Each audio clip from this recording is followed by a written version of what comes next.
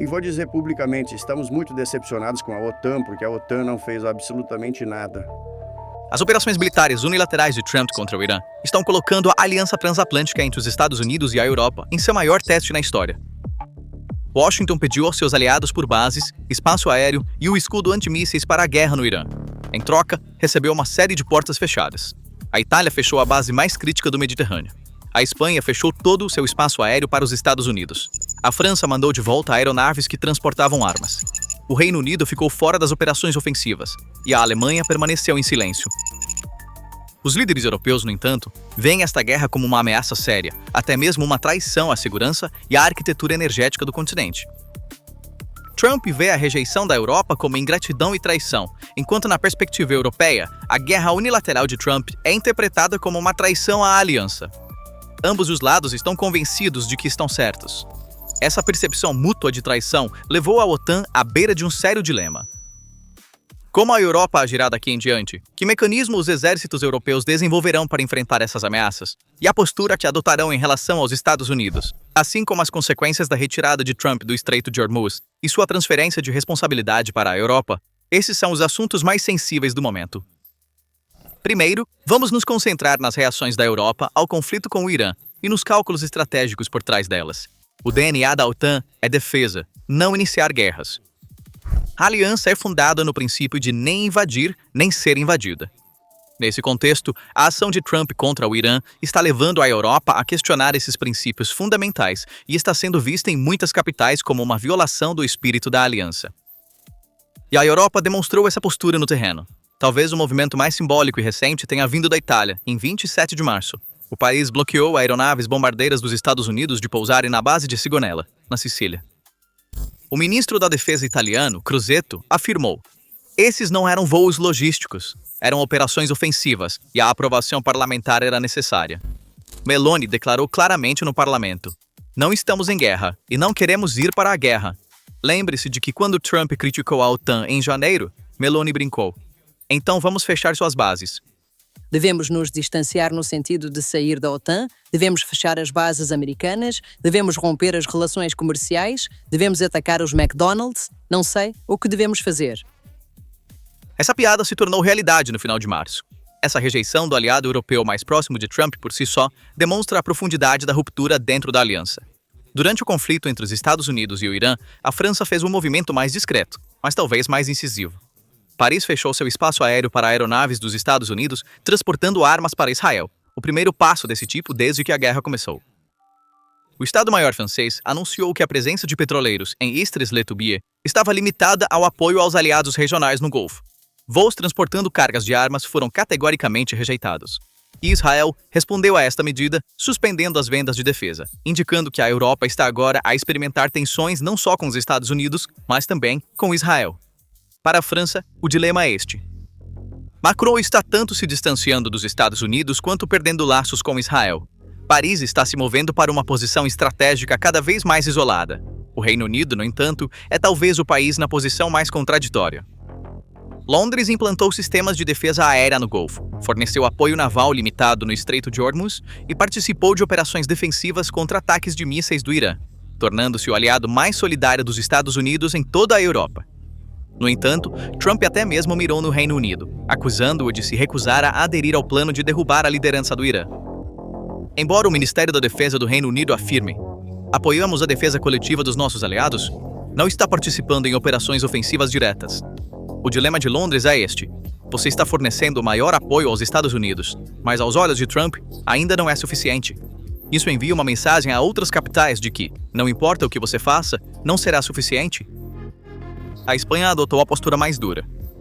O primeiro-ministro Sánchez fechou completamente as bases de Rota e Morón, assim como o espaço aéreo espanhol. Todos os planos de voo sob a Operação Epic Fury dos Estados Unidos foram rejeitados. A ministra da Defesa Robles declarou a guerra profundamente ilegal e injusta. A Espanha se recusa a participar de qualquer ação militar sem autorização da ONU ou multilateral. Trump ameaçou a Espanha com o corte de todo o comércio. Madrid está mantendo sua posição apesar do risco de retaliação econômica. E a Alemanha, uma bomba relógio. Berlim não emitiu uma proibição total, mas também não está fornecendo apoio direto aos Estados Unidos. A base aérea de Ramstein, na Alemanha, serve como o centro de comando europeu da Força Aérea dos Estados Unidos e é uma das maiores bases americanas no mundo, o centro nervoso de todas as operações americanas na Europa. Qualquer restrição a esta base poderia paralisar toda a rede logística americana. Por enquanto, Berlim mantém-se neutra ao pedir uma solução diplomática. Mas, à medida que Itália e Espanha criam o efeito dominó, parece provável que a Alemanha também seja forçada a tomar uma posição. E o silêncio da Alemanha por si só envia uma mensagem. O país que abriga a maior base dos Estados Unidos no mundo não está apoiando operações contra o Irã. A onda de não da Europa está criando um pesadelo logístico concreto para o Pentágono. A projeção de poder militar dos Estados Unidos para o Irã tem dependido de bases na Europa por décadas, Sigonella para reabastecimento, Rota e Moron para apoio de tanques, Ramstein para comando e controle. A quebra dessa rede está estendendo os tempos de voo de 4 a 8 horas, dobrando o consumo de combustível e aumentando perigosamente o tempo de reação dos Estados Unidos durante crises. Bombardeiros B-2 estão fazendo desvios via Gibraltar, adicionando milhares de quilômetros às suas rotas, e 15 aeronaves tanque tiveram que ser realocadas da Espanha. As declarações de Trump, em 31 de março, elevaram a crise a um novo nível. No Salão Oval, ele disse que as operações terminariam dentro de 2 a 3 semanas. O Irã foi essencialmente arrasado. A parte difícil acabou. Vai extrair seu próprio petróleo, ele disse. No Truth Social, ele especificamente mirou no Reino Unido. Tem uma sugestão para todos os países que não conseguem obter combustível de aviação por causa do Estreito de Hormuz. Reúnam coragem, vão até o estreito e simplesmente peguem. Vocês terão que começar a aprender a lutar sozinhos. Os Estados Unidos não estarão mais lá para ajudá-los. Minutos depois, ele mirou na França. A França não foi muito útil. Os Estados Unidos vão se lembrar. E sobre o Estreito de Hormuz, ele usou a frase: E você sabe, eles são afetados. O incrível é que não precisamos do Estreito de Hormuz. Não precisamos dele. Não precisamos dele de jeito nenhum. Nós não temos tanto petróleo. Nosso país não é afetado por isso. Temos mais PIB. Temos o dobro da quantidade de petróleo. O presidente dos Estados Unidos diz que o estreito, pelo qual passa 20% do comércio mundial de petróleo, não tem nada a ver conosco. As implicações estratégicas dessas declarações são multifacetadas. Primeira camada, após encerrar seus negócios no Irã, Trump planeja transferir o ônus de garantir a segurança do Estreito de Hormuz, por onde passa 20% do comércio global de petróleo para a Europa e os estados do Golfo. Este é um problema existencial para a Europa, porque o continente havia se afastado do gás russo para o GNL em 2022, e agora essa rota de GNL também foi cortada pela crise do Estreito de Hormuz. Os preços do petróleo subiram para $154 por barril em meados de março. O setor químico da Alemanha, a indústria de cerâmica da Itália e a infraestrutura de aquecimento da Europa Oriental dependem de energia barata, e agora essa energia se foi. A segurança energética da Europa colapsou 2 vezes. Primeiro a Rússia, agora o Irã. Segunda camada, acerto de contas pós-guerra. Trump está declarando abertamente que vai acertar contas com aliados ingratos. Ele já ameaçou a Espanha com o corte de todo o comércio. O programa de coprodução do F-35 com a Itália está em risco, e tarifas retaliatórias contra o setor automotivo francês estão na mesa. Os Estados Unidos já haviam começado a impor altas tarifas sobre produtos de aço e alumínio importados da Europa. O conflito com o Irã pode transformar essa pressão comercial em uma retaliação política. A Europa atualmente enfrenta o risco de tensão com os Estados Unidos tanto no fronte econômico quanto no militar, e uma guerra econômica pode estar mais próxima do que uma militar. Terceira camada, o futuro da OTAN. A declaração "A OTAN é um tigre de papel, e Putin sabe disso", ataca diretamente a aliança, e a transformação estrutural no Pentágono está prosseguindo independentemente da raiva pessoal de Trump. Prioritários, como o vice-secretário de Defesa Elbridge Colby, argumentam que os Estados Unidos devem transferir seus recursos militares da Europa para o Ásia-Pacífico para se concentrar na ameaça chinesa. A Europa é relegada a um fronte secundário nesse cálculo.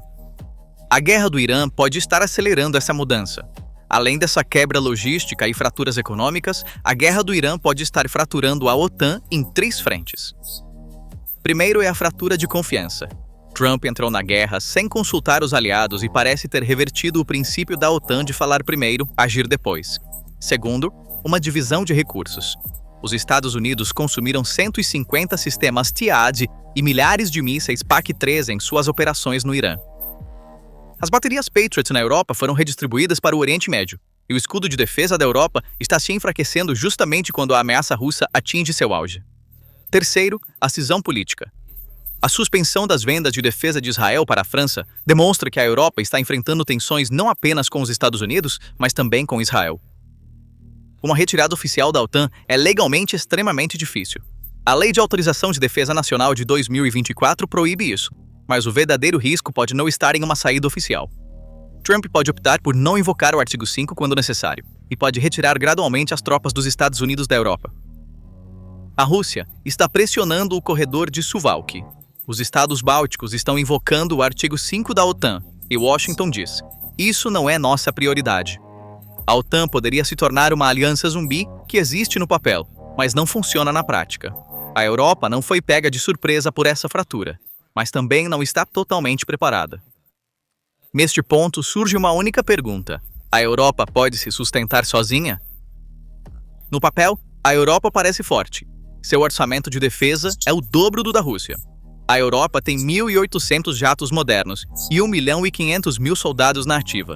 Mas esse poder está dividido entre 27 exércitos diferentes, 27 cadeias de suprimentos diferentes e 27 idiomas de comando diferentes. O CSIS resume isso com uma metáfora marcante. Os Estados Unidos eram a espinha dorsal e os órgãos vitais da segurança europeia. Os pequenos exércitos bonsai da Europa foram projetados apenas como membros. Os Estados Unidos não estavam apenas destacando 84.000 tropas na Europa. Com 246 satélites militares, fornecia uma rede de inteligência, vigilância e reconhecimento de 360 graus. O número de satélites operados pelos membros europeus da OTAN, no entanto, é de apenas 49. Sistemas de alerta antecipado de mísseis baseados no espaço, enormes pontes aéreas estratégicas, depósitos de munição. Washington tem coberto tudo isso há décadas. De acordo com a análise do ISS de 2026, o custo financeiro do vácuo criado pela retirada dos Estados Unidos da Europa é de aproximadamente $1 trilhão, e a guerra com o Irã está ampliando essa lacuna. De acordo com dados do Instituto Internacional de Estudos Estratégicos, os Estados Unidos consumiram 150 sistemas THAAD e milhares de mísseis PAC-3 em suas operações contra o Irã. As baterias Patriot na Europa foram redistribuídas para o Oriente Médio. Enquanto a ameaça russa cresce no leste, o aliado ocidental está se tornando tanto pouco confiável quanto esgotando os recursos de defesa da Europa. No entanto, a Europa não está sem contramedidas. O sistema SAMP-TNG, uma produção conjunta da França e da Itália, foi desenvolvido para romper a dependência dos sistemas Patriot e passará por testes de combate no mundo real na Ucrânia em 2026. Se bem sucedido, isso poderia marcar um ponto de virada histórico na defesa aérea europeia. Até 2030, a Polônia possuirá mais tanques modernos sozinha do que o total combinado do Reino Unido, Alemanha e França. A Alemanha destacou permanentemente a 42ª Brigada Panzer para a Lituânia. A Comissão da União Europeia implementou um programa de defesa de €1,5 bilhão e começou a integrar a experiência de combate da Ucrânia. Como visto, há peças no continente europeu, mas não há um líder para uni-las.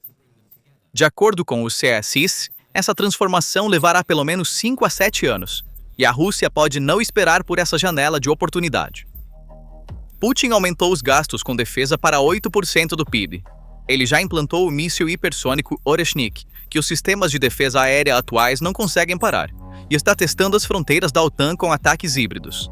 No entanto, também é claro que a Rússia está atualmente exausta da guerra na Ucrânia e não está pronta para uma nova guerra. Agora vamos voltar às declarações de Trump. A afirmação de Trump de que a guerra terminará em 2 a 3 semanas não é apenas um cronograma. É um prenúncio do acerto de contas que está por vir. E esse acerto de contas não é meramente militar. A Europa está lidando com o choque energético causado pela crise de Hormuz. Os preços do petróleo dispararam para $154.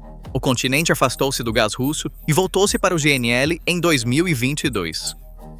Agora que a rota de GNL também foi fechada, o setor químico da Alemanha, a indústria de cerâmica da Itália e a infraestrutura de aquecimento da Europa Oriental dependem de gás barato, e esse gás está atualmente indisponível. Trump, no entanto, está dizendo: obtenha seu próprio petróleo. A ameaça de cortar o comércio com a Espanha já foi feita. O programa de coprodução do F-35 para a Itália está em risco. A Europa está atualmente enfrentando o risco de tensão com os Estados Unidos, tanto no âmbito militar quanto econômico. SAMP-TNG, os tanques da Polônia, a brigada lituana, a experiência com drones da Ucrânia, todos esses elementos parecem ser preparativos para um cenário de Europa sem os Estados Unidos. Mas a transição levará de 5 a 7 anos, e os analistas definem o período entre 2026 e 2028 como o período mais perigoso. No coração da crise estão 3 impasses. O primeiro é o paradoxo de segurança. A Europa não pode confiar nos Estados Unidos, mas não pode se sustentar sem eles. Ainda não há infraestrutura europeia para substituir 246 satélites e sistemas de alerta antecipado de mísseis. O segundo é o timing. A transformação da defesa requer de 5 a 7 anos, mas a ameaça russa é agora.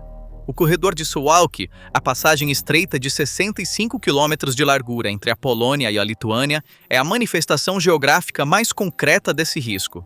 E se Washington disser, esta não é nossa prioridade, os bálticos ficarão indefesos. Terceiro, a dimensão política.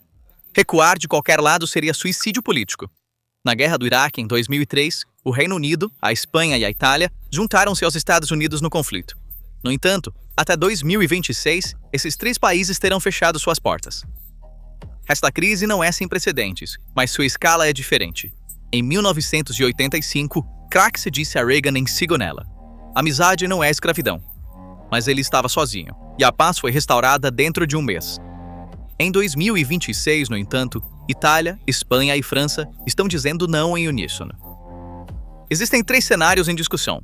Um aumento das tensões com Trump, retaliando através de tarifas e ameaças de bases, um compromisso frio onde as partes concordam com os gastos de defesa, ou plena autonomia, onde a Europa estabelece uma arquitetura de defesa independente da OTAN. A França e o Reino Unido possuem 500 ogivas nucleares. No entanto, o Reino Unido nem sequer é membro da União Europeia. Nenhum destes pode substituir os Estados Unidos a curto prazo, mas o custo de não fazer nada está aumentando. O conflito com o Irã pode não ter quebrado a OTAN, mas parece ter exposto as fissuras sob a superfície. Trump interpreta a recusa da Europa como traição, enquanto a Europa vê a guerra unilateral de Trump como um desafio ao espírito da aliança. A Europa fechou a porta, mas ainda não respondeu a pergunta por trás dessa porta. O que acontece se os Estados Unidos saírem? Então, quais são seus pensamentos sobre isso? Por favor, compartilhe suas opiniões nos comentários. Para se manter atualizado sobre as análises exclusivas da PPR Global, inscreva-se no nosso canal e não se esqueça de ativar as notificações. Obrigado por nos escolher.